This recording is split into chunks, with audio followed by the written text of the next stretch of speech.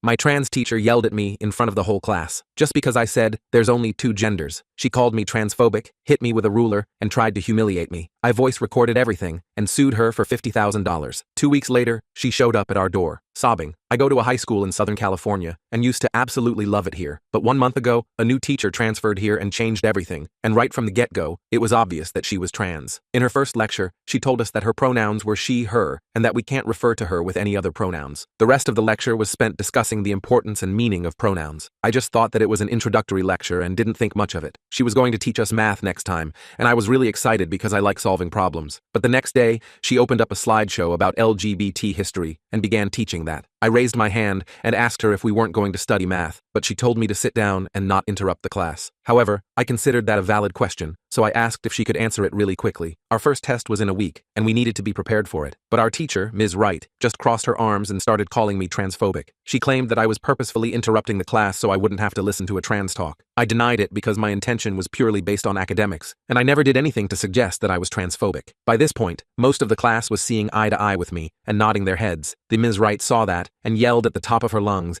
demanding that we all sit down and just listen. Her voice was so loud that I sat out of sheer fear and didn't say a single word for the rest of the lesson. Little did I know, Ms. Wright had no intentions of shifting from the LGBTQ curriculum. The next day, she pulled up more slides, this time explaining what genders were and how many were there. After 10 minutes, she said that genders are pretty much irrelevant and that we should pay attention to identity instead. I let out an involuntary laugh, but she heard it and told me to stand up. She asked if I was being transphobic again, and I had to hold back a sigh. I was really reaching the limit of my nerves and ended up saying, "Oh, come on, 2 genders are just about enough. Now can we please get on to studying for our tests?" Ms. Wright completely lost it once I said that. She murmured a curse under her breath and told me to come stand next to her. She started yelling right in my face, telling me that my views were extremely narrow-minded and offensive to everyone. I tried to argue, but she would just speak over my words and didn't let me get a single sentence in. Then, she did something unfathomable. She grabbed her ruler and hit my arm with it. I freaked out and said, "This isn't kindergarten where you can do whatever you want. You can't just hit me like that." She laughed and said, "Yes, I can," and was about to hit me again, but I dodged it. Thankfully, the bell rang, and she just ran out the door while calling me transphobic again. Little did she know, I actually had a plan this time. You see,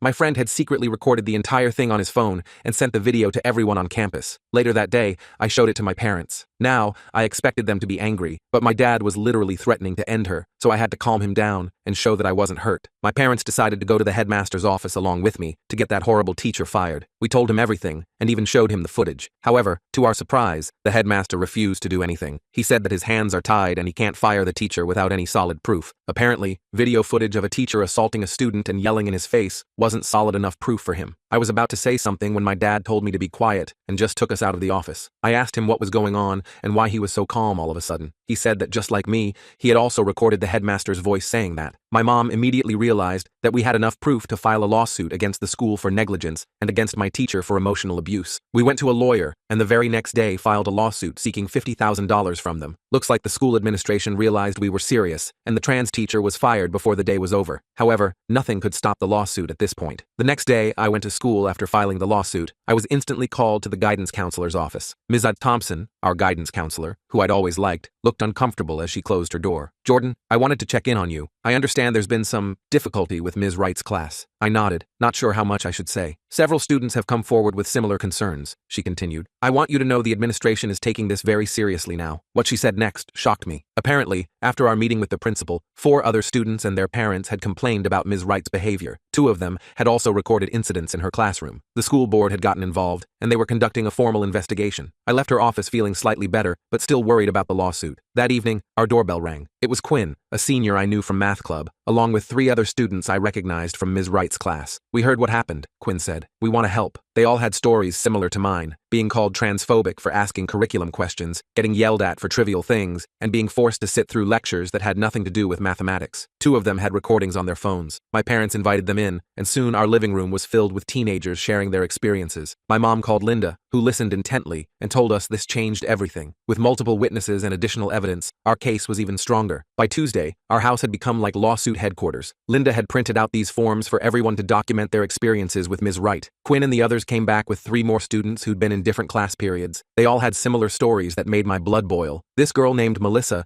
said Ms. Wright had made her stand in the corner for an entire period because she asked if they could review for the upcoming test. My friend Riley was basically running PR for our little rebellion. She'd created a group chat for all of us to coordinate our statements and share evidence. We had a total of 7 recordings now from different days, all showing Ms. Wright either going off on tangents about gender theory or yelling at students for asking about actual math. I can't believe she hit you with a ruler though, Melissa said while filling out her statement. That's next level crazy. I rubbed my arm where the mark had finally faded. Yeah, I think she just completely lost it when I questioned her. My parents were being super supportive through all this. Mom was organizing all the statements and evidence, while Dad made sure everyone had snacks. I heard him telling Quinn's mom on the phone that these kids are standing up for themselves in a way that makes me proud. Wednesday morning, I got called to the office during first period. Principal Davidson was sitting there with a woman in a business suit who turned out to be the district's legal counsel. They asked me to go over the events again while she took notes. I could tell they were trying to find holes in my story, so I stuck to exactly what happened and mentioned we had everything on video. The lawyer lady kept interrupting with questions like, "And you're certain you weren't disrupting the class intentionally? And had you made any prior comments about Ms. Wright's gender identity?" It felt like I was the one on trial. I finally got frustrated and said, "Look, I just wanted to learn math in math class. That's it." Principal Davidson cleared his throat uncomfortably when I mentioned our lawsuit, and the meeting ended pretty quickly after that. As I was leaving, I overheard the lawyer say something about negotiating a resolution before this escalates further. By lunchtime, the whole school was buzzing with rumors. Someone had started a ridiculous story that I was getting $1 million and the school was shutting down. I had to keep telling people it wasn't that dramatic. Riley sat with me and showed me some messages she'd gotten from students in Ms. Wright's other classes who wanted to come forward too. "This is getting huge, Jordan," she said. "Someone even made a TikTok about it." I nearly choked on my sandwich. "Please tell me I'm not in it." She patted my arm. "Relax, it's just some dramatic reenactment with text overlays, but it has like 3,000 views already." After school, I got a text from an unknown number. It was Ms. Wright. My hand started shaking as I read it. "You've made a huge mistake. I was only trying to educate you all. You'll regret this attack on me." I immediately showed it to my parents, who called Linda. She told us to save the message and not respond, then added intimidation of a witness to our growing list of complaints. I blocked the number, but felt uneasy for the rest of the night. Thursday was even weirder. Ms. Thompson pulled me aside in the hallway and whispered that the school board was meeting that evening to discuss our case and that I might want to prepare a statement. When I asked why she was telling me this, she just said, "Not everyone agrees with how this has been handled," and walked away. Riley and I stayed after school to work on our statements, making sure to stick to the facts. I focused on how Ms. Wright had completely abandoned the curriculum and become hostile when questioned. Riley wrote about how the classroom environment had become intimidating and how students were falling behind in math. On the way home, we noticed a small group of people holding signs near the school entrance. As we got closer, I could see they were protesting in support of Ms. Wright. Their signs had messages like, "Protect trans teachers," and "Stop teenage bigotry." One woman pointed at me and started shouting that I was canceling a marginalized educator for expressing her identity. Riley pulled me away before I could say anything. "Don't engage. They don't know what actually happened." I felt sick to my stomach. This wasn't about Ms. Wright being trans at all. It was about her hitting me and not teaching the subject she was hired to teach. But now, people were twisting everything around. When we got to my house, there were 3 news vans parked out front. Actual reporters with microphones and cameras. I froze on the sidewalk, but my mom came rushing out and ushered us inside. Apparently, someone had leaked details of our lawsuit to the local news, and they were trying to get a statement. Linda arrived 20 minutes later, looking frazzled. "This is getting out of hand," she told my parents. "The school district is trying to control the narrative by painting this as an anti-transgender witch hunt, rather than addressing the actual misconduct." She helped us draft a simple statement that focused solely on Ms. Wright's failure to teach the curriculum and her inappropriate behavior, with no mention of her gender identity. My dad read it to the reporters while I stayed inside, watching through the window. That night, I made the mistake of checking social media. There were at least 3 different hashtags about the situation, with people arguing on both sides, most of whom had no idea what actually happened. Some random adult I'd never met tweeted that I was a teenage bigot looking for attention, and it had hundreds of likes. I showed it to my mom, who immediately took my phone away and told me to stay off social media completely. "These people don't know you," she said. "They don't know what happened. Don't let them get in your head." Friday morning was the most surreal yet. I walked into school to find students wearing homemade badges, some saying, "I stand with Jordan," and others saying, "I stand with Ms. Wright." The whole thing had split the school into factions. Quinn and a few others from math club surrounded me like bodyguards, walking me to my first class. "This is insane," I whispered to Quinn. "I just wanted to learn calculus." Quinn nodded. "That's why we're supporting you. This isn't about anything except a teacher who wasn't doing her job and then went ballistic when called out on it." During third period, an announcement came over the intercom for all students involved in the Wright incident to report to the auditorium. About 20 of us filed in to find the superintendent and the entire school board sitting at a long table on stage. Principal Davidson stood nervously to the side. The superintendent, Dr. Mendez, spoke first. "We've reviewed the evidence submitted regarding Ms. Wright's conduct, including video recordings and student statements. I want to thank you all for your courage in coming forward." My heart was pounding so hard,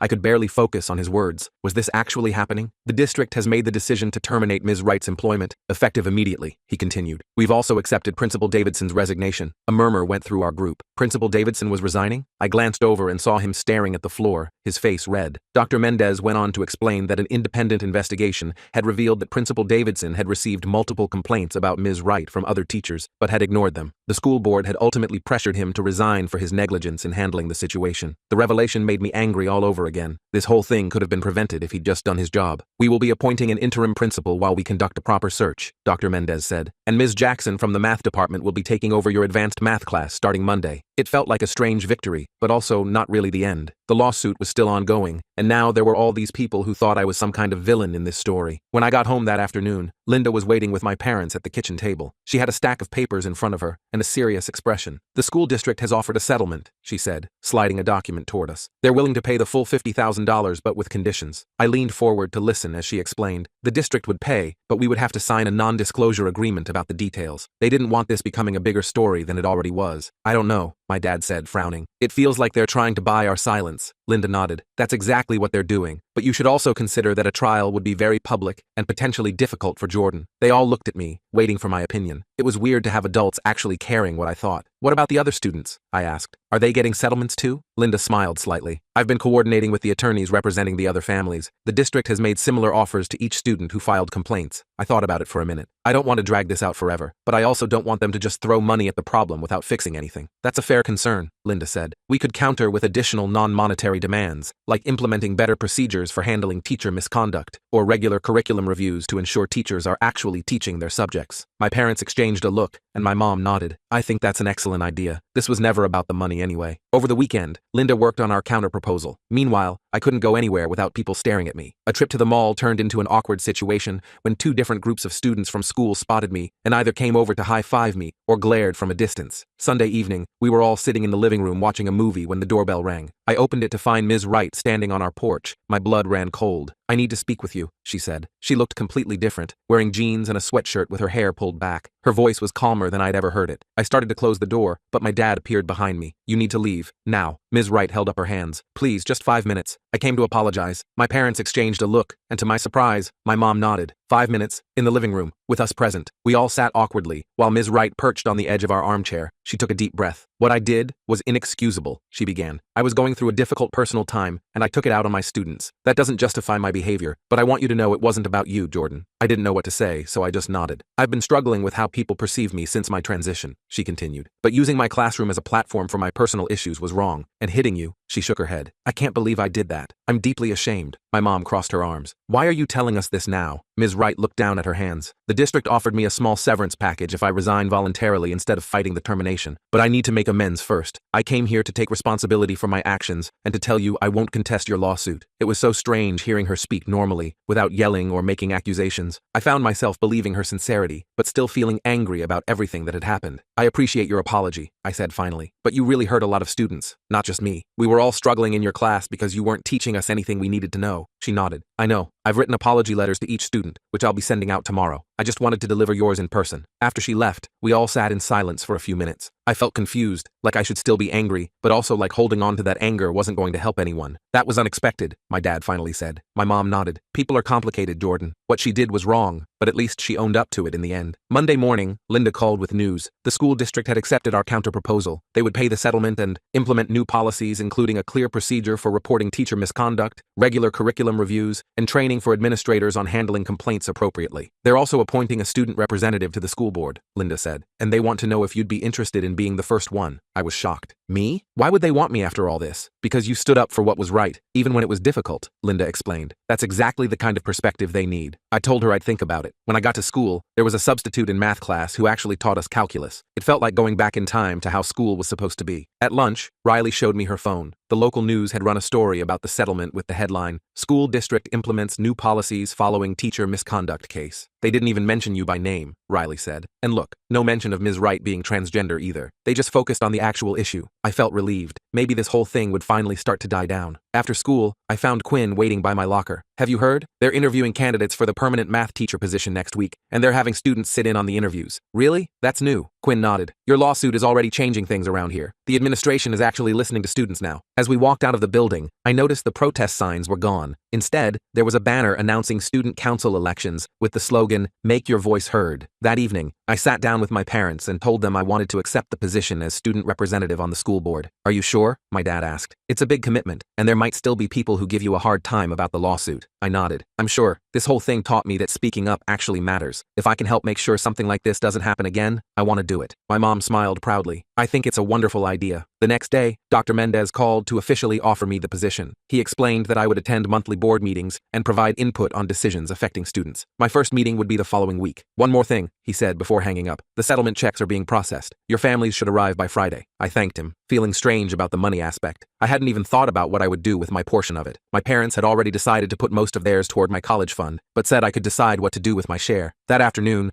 I ran into Ms. Thompson in the hallway. She smiled warmly at me. I heard about your new position on the school board. Congratulations. Thanks, I said. I'm nervous about it though. She nodded understanding. That's natural. But you know what? Sometimes the most important changes happen because ordinary people stand up when something isn't right. That's all you did. I thought about her words all day. I hadn't set out to start a movement or change school policies. I just wanted to learn math in math class. But somehow, one small stand had turned into something much bigger. By Friday, things at school had finally started to feel normal again. The new math teacher, Ms. Jackson, was fantastic, clear, knowledgeable, and actually focused on teaching us calculus. I was finally catching up on all the material we'd missed. After school, I walked home with Riley and Quinn, discussing our upcoming test. It's kind of crazy, Riley said. Remember when all we wanted was for Ms. Wright to teach us some actual math equations? And now the whole school system is changing because of it. Quinn laughed. Yeah, Jordan accidentally became a school reform activist by asking to learn calculus. I shook my head. I still can't believe how out of control everything got. All I did was ask a question. Sometimes that's all it takes, Quinn said. One person asking, hey, this isn't right. Can we fix it? When I got home, there was a large envelope waiting for me on the kitchen table. Inside was a check for $10,000, my portion of the settlement, along with a formal letter from the school district acknowledging the inappropriate classroom conduct and affirming their commitment to the new policies we'd requested. I stared at the check for a long time, thinking about everything that had happened. The money felt strange in my hands, like a weird souvenir from a crazy experience I never wanted to have again. That evening, I made a decision. I called Riley and Quinn and asked them to meet me at the coffee shop near school. When they arrived, I explained my idea. I want to use the settlement money to start a student advocacy group, I told them. Something that helps give students a voice when they're not being heard. We could offer support, document issues, maybe even provide small scholarships for students who need to take additional classes to catch up when a teacher fails them. Riley's eyes widened. That's actually a brilliant idea. Quinn nodded enthusiastically. We could call it the equation, because we're trying to solve the problems in the system. I smiled. It felt right, taking something negative and turning it into something that could actually help other students. Let's do it, I said. We can start planning this weekend. As I walked home that evening, I realized something important. Standing up for what's right isn't always easy or comfortable. Sometimes it makes you the center of unwanted attention, but sometimes it's the only way things ever change. I spent the entire weekend planning the equation with Riley and Quinn. We sketched out ideas on my kitchen table while my mom kept bringing us snacks. Quinn's older sister is in law school, so she helped us figure out how to set up a proper nonprofit organization. Turns out there's a ton of paperwork involved, but we were determined to make this happen. We should add Melissa to the committee, Riley suggested while doodling logo ideas. She's good at organizing stuff. I nodded in agreement. And maybe we could ask Ms. Thompson to be our faculty advisor? She was pretty much the only staff member who supported us from the beginning. By Sunday night, we had a solid plan. Use half my settlement money as starting funds, create a website where students could report issues anonymously, and hold monthly meetings to address concerns. The remaining money would go toward scholarships for students who needed to take summer classes to catch up on material they missed because of bad teaching. Monday morning rolled around, and I was feeling pretty good about everything until I walked into school. There was a small group of students handing out flyers by the entrance. The headline read, "Justice for Ms. Wright. Stop the witch hunt." I grabbed one and saw it was full of completely false information about me. My stomach dropped. The flyer claimed I had deliberately targeted Ms. Wright because she was transgender and that I had fabricated the entire story. It even suggested the videos had been edited. I immediately crumpled it up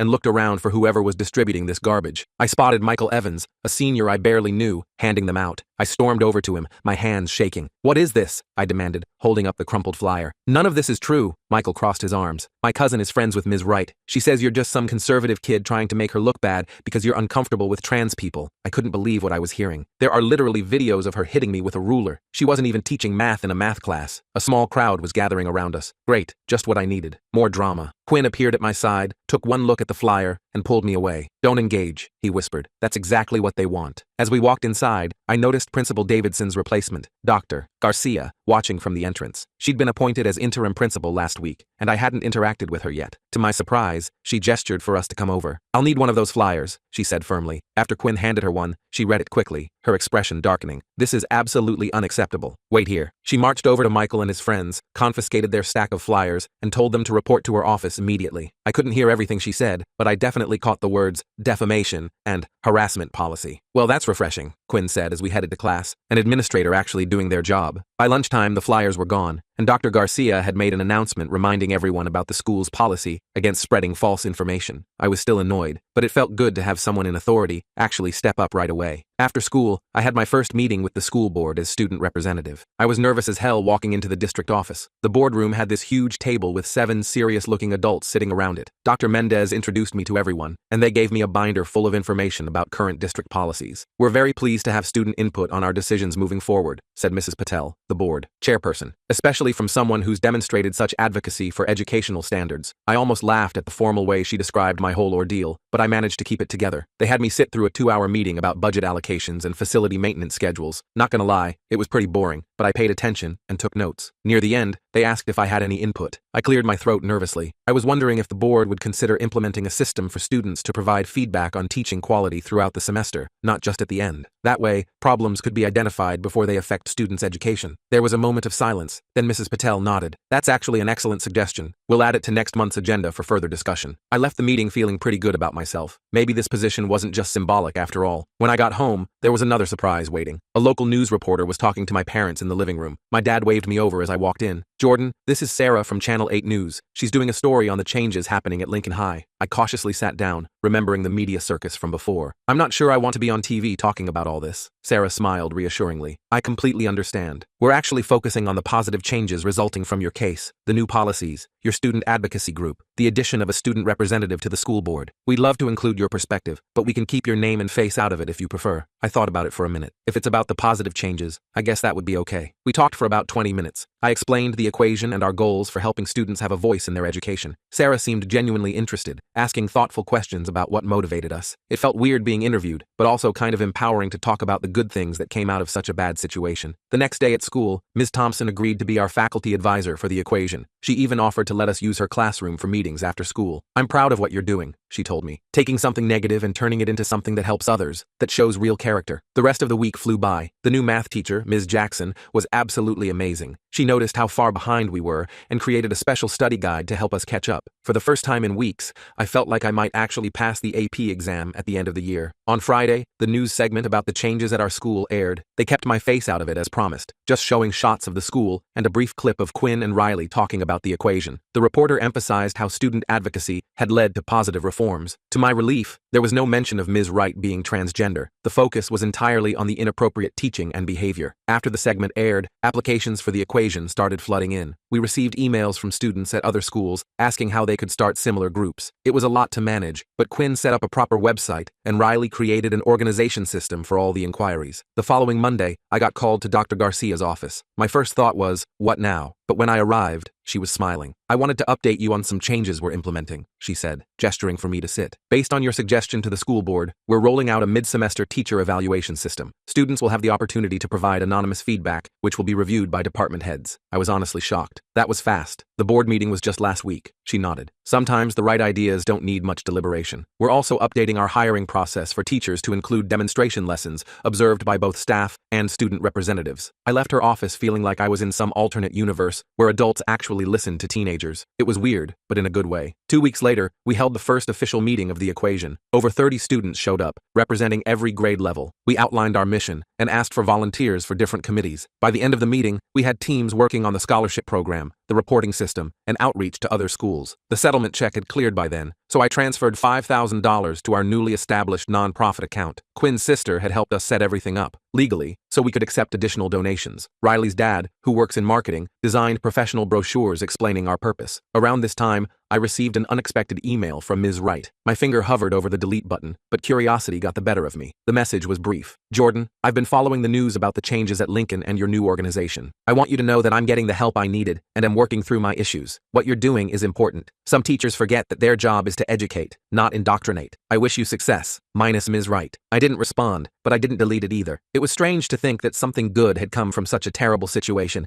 even for her. By the end of the semester, the equation had become an established presence at Lincoln High. We'd helped 3 students get the academic support they needed after a science teacher had been regularly canceling labs. We'd awarded our first mini scholarship to a freshman who needed summer school after a long-term substitute failed to teach any actual content. The school board adopted all of our suggested policies, and Dr. Garcia was appointed as the permanent principal. The flyer incident turned out to be the only real backlash I faced. Most students either supported what we were doing or just didn't care enough to make a fuss. As for the lawsuit money, I never told anyone at school exactly how much it was. The $5,000 I didn't put into the equation went into my college fund. My parents matched it, so I had a decent start toward tuition. The Channel 8 news story ended up winning some local journalism award, and Sarah occasionally checked in for updates on our progress. Lincoln High became something of a model for student advocacy in the district, with 2 other schools starting similar programs. Looking back on those wild 3 months, it's still kind of hard to believe how quickly everything escalated from me just wanting to learn some calculus to filing a lawsuit and starting a non-profit. But I guess sometimes standing up for something basic like, hey, maybe teach the subject you're hired to teach, can spark bigger changes than you expect. The best part? I ended up getting an A in AP Calculus after all. Ms. Jackson was that good of a teacher.